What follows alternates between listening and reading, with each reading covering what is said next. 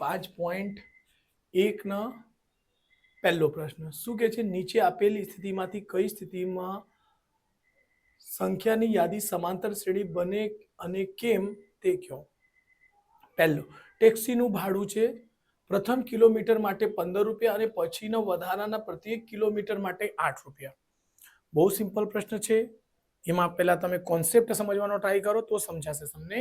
એમાં ખાલી આપણે જવાબમાં શું કહેતા છે, આ વાંચીને સમજીને થોડું ગણતરી કરીને તમારે કહેવાનો છે કે આ સમાંતર શ્રેણીમાં છે કે નથી.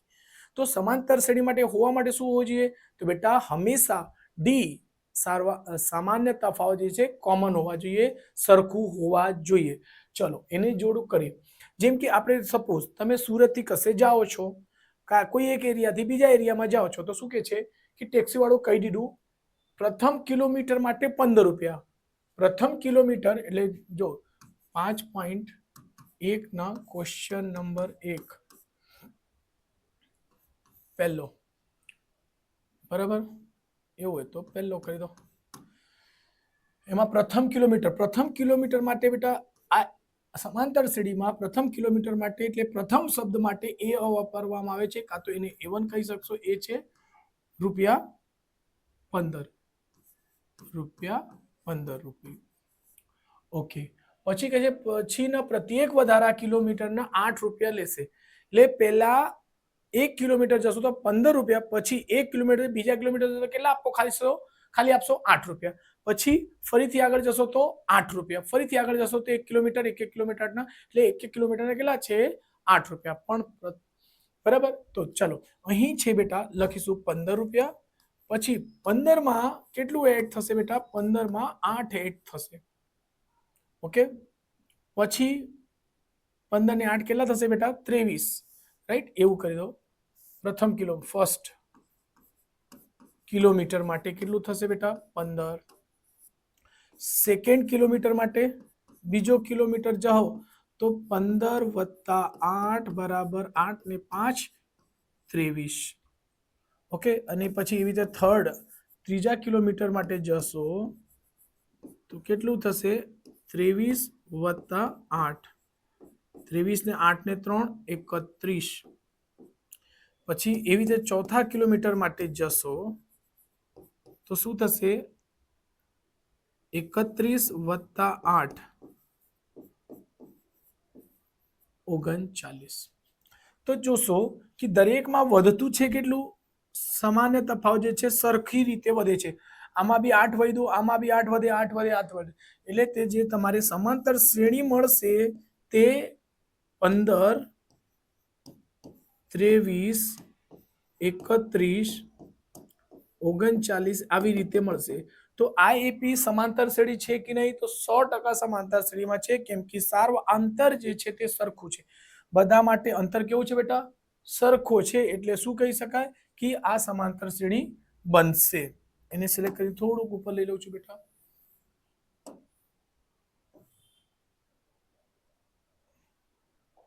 અહીં લખી શકાય સામાન્ય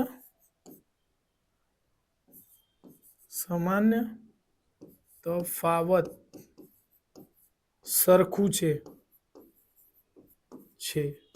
તેથી આ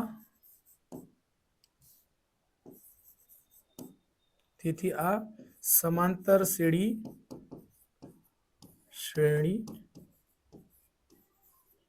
છે.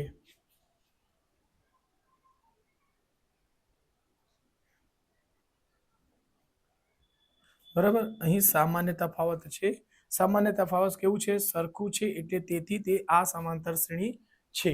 એટલે આ ધ્યાન રાખજો. સ્ક્રીનશોટ લઈ લેજો. એક જ મિનિટ, સ્ક્રીનશોટ લઈ શકો છો. ચલો નેક્સ્ટ.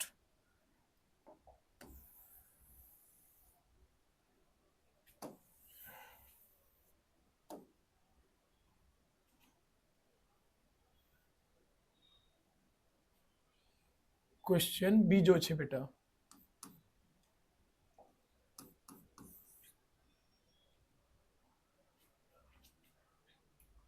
કે છે નળાકારમાં રહેલ હવાનું પ્રમાણ હવા કાઢવાના પંપ દ્વારા દર વખતે નળાકારની બાકી રહેલ હવાનો 1/4 ભાગ બહાર કાઢે છે.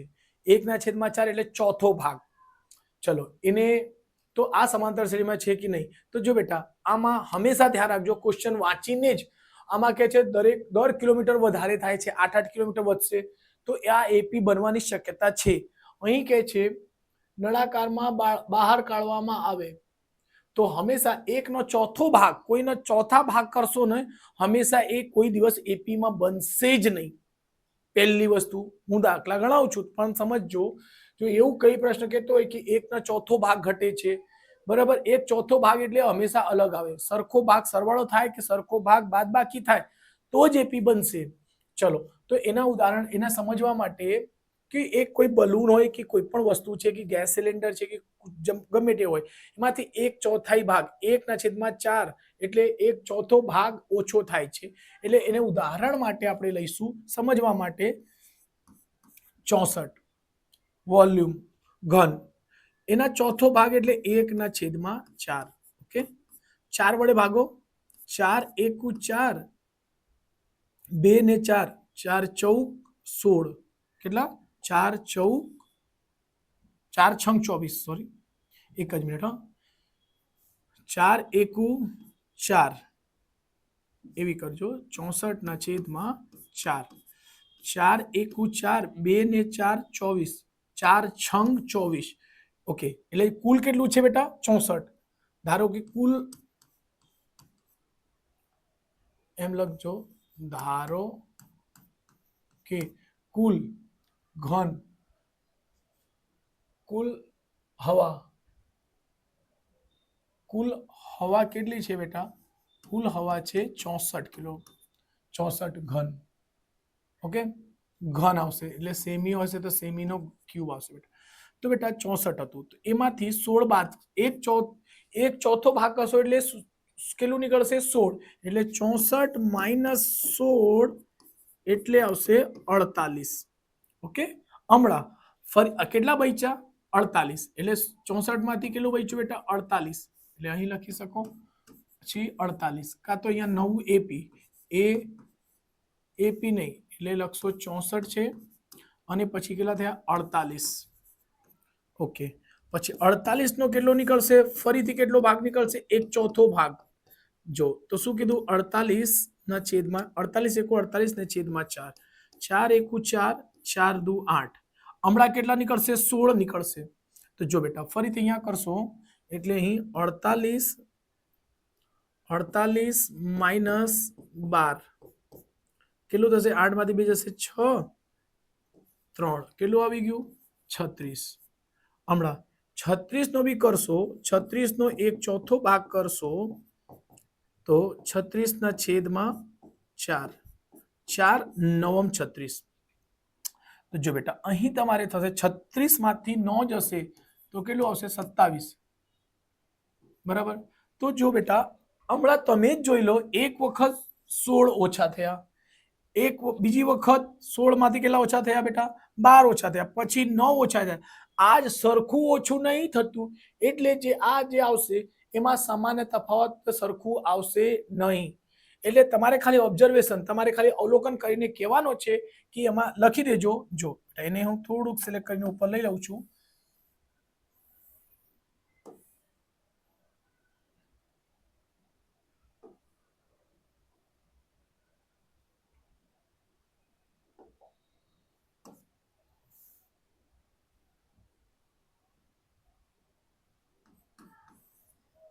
ઓકે, જો તો બસ લખશો કે સામાન્ય તફાવત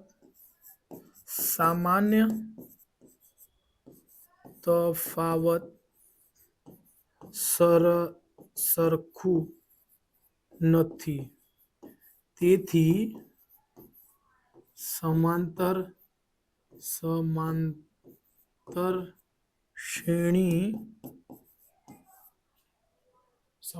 શ્રેણી બનશે નહીં, બને નહીં લખી દઈએ તો ચાલશે. ઓકે, તો સ્ક્રીનશોટ લઈ લેજો બેટા.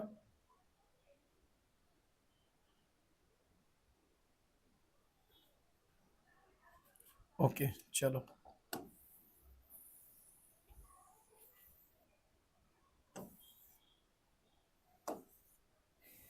બીજો દાખલો છે બેટા, ત્રીજો ક્વેશ્ચન 1 નો. હા, શું કે છે? પ્રત્યેક મીટરના ખોદકામ બાદ હવે એક કૂવો ખોદવા માટે લાગતો ખર્ચ છે પ્રથમ મીટર માટે 150 રૂપિયા, પછીના પ્રત્યેક મીટર માટે ₹50 પ્રમાણ વધતો જાય. જો બેટા વધતો જાય, અહીં દાખલા વાંચીને જ તમે ટીક કરી શકશો. ક્વેશ્ચનમાં જો આવશે આ એમસીક્યુમાં જ પૂછાય બેટા, આ ક્વેશ્ચન હંમેશા એમસીક્યુમાં જ પૂછાઈ શકે બેટા. ઓકે, તો ધ્યાન રાખજો.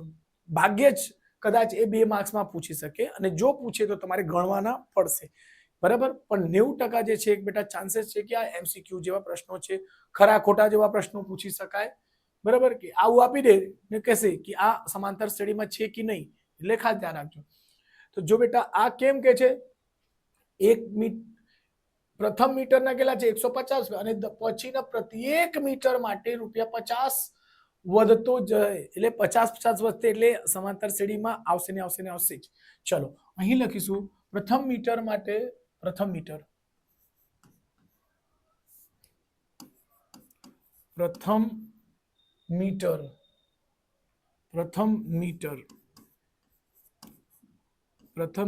નો જે ખર્ચ, પ્રથમ મીટરનો ખર્ચ કેટલા છે? ₹150. પછી પ્રત્યેક વધારાના કેટલા છે? પછી લખશો અહીંયા દ્વિતીય મીટર નો ખર્ચ ₹150 + 50 = 200. ઓકે, પછી તૃતીય મીટર નો ખર્ચ કેટલો થઈ જશે બેટા? ₹200 માંથી કેટલો સરવાળો થશે? +50, એટલે શું આવશે? 250. એવી રીતે ચતુર્થ મીટરનો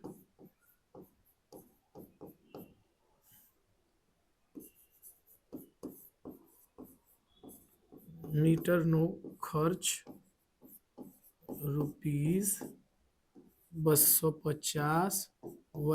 50 = 300. બરાબર. જો બેટા અહીં જોશો કે સર સરવાળો જે છે તે સરખો થતો છે, બરાબર. કેટલો સરવાળો થતો બેટા? દર વખતે 50 વધે છે, એટલે સામાન્ય તફાવત કેવો છે? સરખો છે, એટલે સમાંતર શ્રેણીમાં આવશે. ખૂબ જ ઈઝી પ્રશ્ન હતો બેટા. ચલો આવી રીતે પૂછે તો તમે એને સિલેક્ટ તમે જવાબ આપી શકશો. ચલો બસ એને લખી દઈશું થોડુંક. સામાન્ય તફાવત સરખું છે, તેથી આ સમાંતર શ્રેણી બને. ઓકે, સ્ક્રીનશોટ લઈ લેજો બેટા.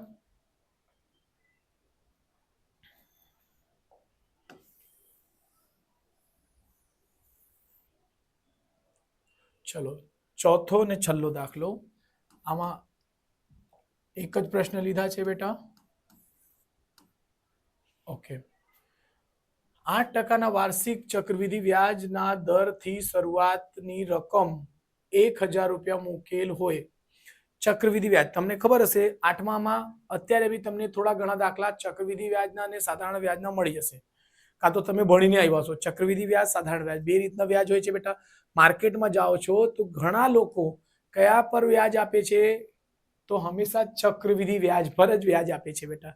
બેંક જે આપે છે કે કોઈ વ્યક્તિ, ઘણા લોકોએ બરાબર બેંક લોન આપે છે, મુથુટ ગોલ્ડ લોન લો છો, બધા કોના ઉપર કામ કરે છે? ચક્રવૃદ્ધિ વ્યાજ પર. ચક્રવૃદ્ધિ વ્યાજનો મતલબ હોય છે ચક્ર. ચક્ર એટલે ફરતું હોય છે, એટલે વ્યાજનો જે વ્યાજ લે એને ચક્રવૃદ્ધિ વ્યાજ કહેવાય. શું? વ્યાજનો જે વ્યાજ લે, વ્યાજનો પણ વ્યાજ આવે એને કહેવાય ચક્રવૃદ્ધિ વ્યાજ. અને આવે છે બીજું સાધારણ વ્યાજ. શું છે? મૂલધન પર જ લાગશે. જે તમારે 10,000 સપોઝ ₹1,00,000 લેશો, સમજો 1 લાખ રૂપિયા લીધું, 1 લાખ રૂપિયાનો બરાબર ચક્રવૃદ્ધિ વ્યાજ. જો સમજો ચક્રવૃદ્ધિ વ્યાજનું સૂત્ર શું હોય છે બેટા? ચલો તો અહીં કે છે 10,000 છે કે ઓકે ઓકે પી બરાબર કેટલા થાય? 10,000 મૂળધન. ઓકે આર એટલે રેટ ઓફ ઇન્ટરેસ્ટ, વાર્ષિક વ્યાજનો દર. વ્યાજનો દર કેટલા કે છે? 8% કે છે. અને પ્રથમ વાર્ષિક ચક્રવૃદ્ધિ. વાર્ષિક એટલે દર વર્ષે જમા ખાતામાં રકમ ઓકે તો જો બેટા આનું એનું સૂત્ર હોય છે એ બરાબર પી કૌંસમાં 1 વત્તા આર ના છેદમાં 100. આર ના છેદમાં 100 ને એન. જો ધ્યાન રાખજો બેટા, એના ઉપર ગણું છું. અહીં મૂલધન કેટલી છે બેટા? 10,000.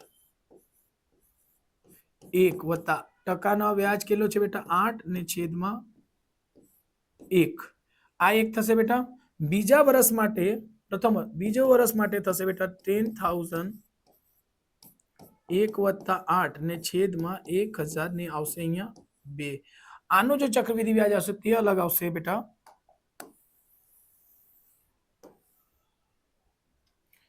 ઓકે બરાબર. એવી જ રીતે બેટા જો થર્ડ એવી રીતે અલગ કરવા જશો ફરીથી તો આ જે છે બેટા પ્રશ્નો બરાબર એને હું સિલેક્ટ કરું છું. હા એવી રીતે જે આગળ કરશો બેટા ફરીથી થશે 10,000 1 વત્તા 8 ને છેદમાં 100 એના કેટલા થશે બેટા? 3. આવી રીતે વધ્યા જ કરશે. હા તો જો આ દેખાય છે સર કે આવું ભાગાકારમાં હોય તો કોઈ દિવસ સમાંતર શ્રેણીમાં બનશે જ નહીં. આવું ધ્યાન રાખજો. જો દાખલા વાંચીને તમને સમજાય કે દાખલામાં સરવાળો થતો હોય કે બાદબાકી તો જ સમાંતર શ્રેણીમાં આવશે. જો એવું લાગતું હોય કે સર ગુણાકાર થતો છે કે ભાગાકાર થતો છે તો કોઈ દિવસ સમાંતર શ્રેણીમાં બનશે નહીં. આ વસ્તુને ખાસ ધ્યાન રાખજો. એટલે લખશું સામાન્ય તફાવત સરખું નથી. સામાન્ય તફાવત સરખું નથી તેથી આ સમાંતર શ્રેણી બને નહીં. ઓકે બસ આવી રીતે 4 દાખલા પતી ગયા. સો વિડીયોને લાઈક સબસ્ક્રાઇબ જરૂરથી કરજો. અને બસ જસ્ટ હમણાં થોડાક જ દિવસમાં આપણે બોર્ડના પેપરના સોલ્યુશન લાવવાની તૈયારીમાં છે. ફાઇનલ યરના બોર્ડના પેપર્સ ગાલા અસાઇનમેન્ટના આવી ગયા છે, માર્વેલના આવી ગયા છે. તો પહેલા આપણે MCQ થી સ્ટાર્ટ કરીશું. તો વિડીયોને લાઈક સબસ્ક્રાઇબ કરી દેજો અને ચેનલને સબસ્ક્રાઇબ તો 100% કરજો.